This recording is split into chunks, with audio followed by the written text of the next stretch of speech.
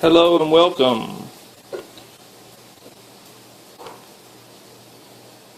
Today we're going to be focusing on graphing rational functions.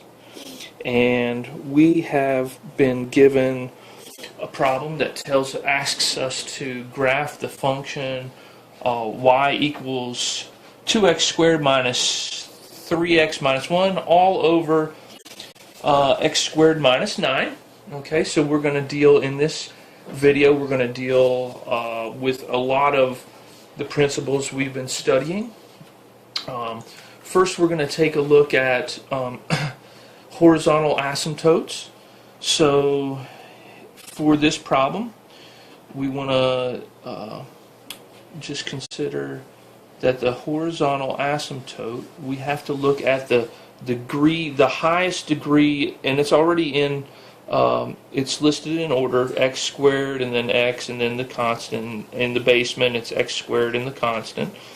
So we want to take a look at the highest degree here. In the numerator, the coefficient associated with that is 2. So if you remember that the degrees of the of both the numerator and denominator, the highest degree is squared, so they're equal. So if they're equal, that means that the horizontal asymptote is going to occur at y equals a over b, where a is the coefficient of the highest degree in the numerator and b is the coefficient of the highest degree in the denominator. So in this case, y is going to equal 2, which is the coefficient here, over 1, which is the coefficient here. So the horizontal asymptote occurs at y equals 2. So we'll go ahead down to y equals 2, and we'll draw in our asymptote here.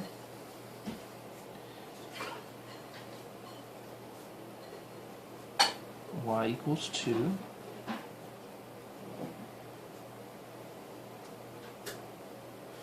Alright, and then now we need to find points of discontinuity.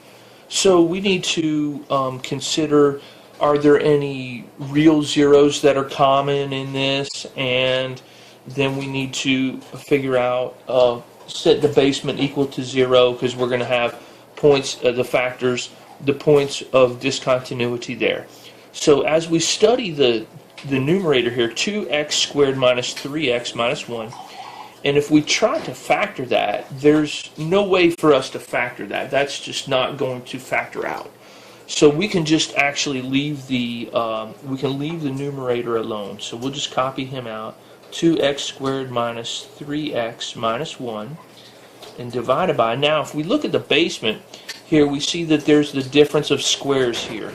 So this is going to factor into x plus 3 and x minus 3. So, since there are no common real zeros between the numerator and the denominator, the function has a vertical asymptote at each real zero of the denominator. So now we're focusing on the denominator. So if we set x plus 3 equal to 0 and x minus 3 equal to 0, we see that this happens at x equals negative 3 and x equals 3. So this is where our vertical asymptotes are going to occur. So we'll go down and just go ahead and graph those in. So x equals negative 3, so that's 1, 2, 3, so it's going to happen right here. So we draw in our asymptote here. Okay, like that. And then x is plus 3, so that's going to be 1, 2, 3 here.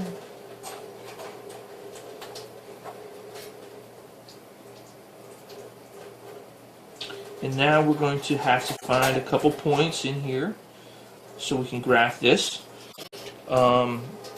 So why don't we set up a t-chart, x, y, okay, and why don't we choose the following values. Well, obviously 0 is going to be a good one to choose. Let's choose 0, and let's choose 1. Let's choose 2, and then let's go ahead back here and choose 1 in here so we can find. So that would be 1, 2, 3, 4. Well, let's see. Let's look at our equation. 4 is going to work nice, and let's just go ahead and choose -5. -5, and then if we then our math will be easy if we choose 5. Okay, so let's start with -5. If we put -5 back into the original equation, we're going to have that would be 2 times -5 squared. -5 and -5. So that'd be positive 25, so that would turn out to be 50. 50 minus -5, so minus times a minus is a plus. 5, so that'll be 15, plus 15 minus 1 over -5, negative, so that'd be positive 25, 25 minus 9. So we'll have, looks like 65 minus 1, so that'll be 64. 64 over 25 minus 9 is going to be 16. So that's going to be 4. No, let's see. Yep, that's going to equal 4. So we'll have 4 over 1. So y will equal 4 here. And then if we plug in a 0, let's see, 0, so the first term will go out, second term will go out, that'll be minus 1 on the top, 0 minus 9, so -1 over negative, so that'll be 1/9. So 1/9 here for 0. And then when we have 1, let's see what happens when we have 1. So that'll be 2, minus 3 minus 1. 2 minus 3 minus 1, and then that'll be what in the basement? 1 minus 9. So we have 2 minus 4, so that's going to be 2 minus, so that'll be -2 over -8. So that'll be a 1/4 here, 1/4, and then when x equals 2, 2 times 2 is 4. 4 times 2 is 8, minus 3 times 2 is 6, minus 1 over 4 minus 9, 4 minus 9. So then we'll have 8 minus 7. 8 minus 7 will be 1 over 4 minus 9, so that'll be -5. So we'll have -1/5. And then when x equals 5, we're going to have, let's see, 25, so that'll be 50. 50 minus 15, minus 1 in the numerator, and then we'll have what, 25 minus 9, so then that will equal, so that's going to be 34 over 16. So then 34 over 16,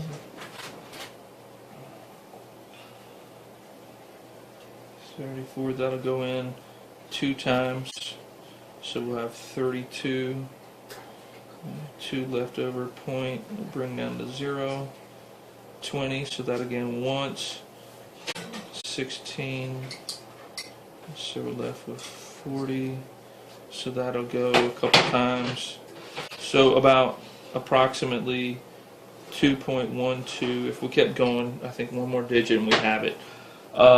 Okay, so at -5, we're going to have a order pair -5, 4. 1, 2, 3, 4, 5.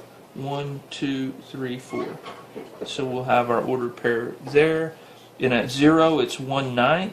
So 1/9 is be a little low here, like this. At 1, it's 1/4. So a little higher up. And then at 2, it's negative 1/5. 2, negative 1/5, down here somewhere. And then at 5, it's going to be, oh, what do we do wrong here? There's this is negative. Yes, minus, no, we're good. Okay, so that's 2 and, let's see, we're at 5. 1, 2, 3, 4, 5.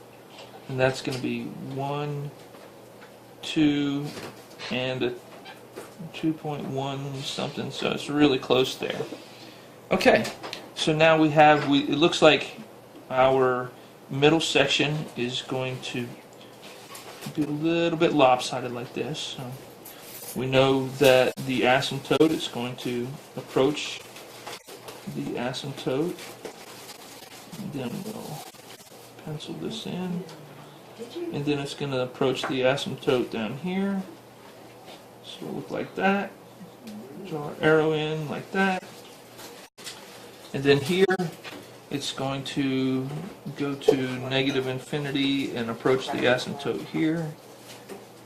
So go up, approach the asymptote there. As that goes up like that.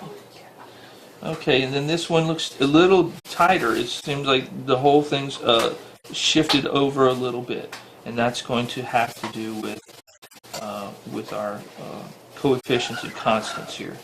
So this one approach the asymptote here, and then we'll make a nice curve like this, and then it's going to approach the asymptote there.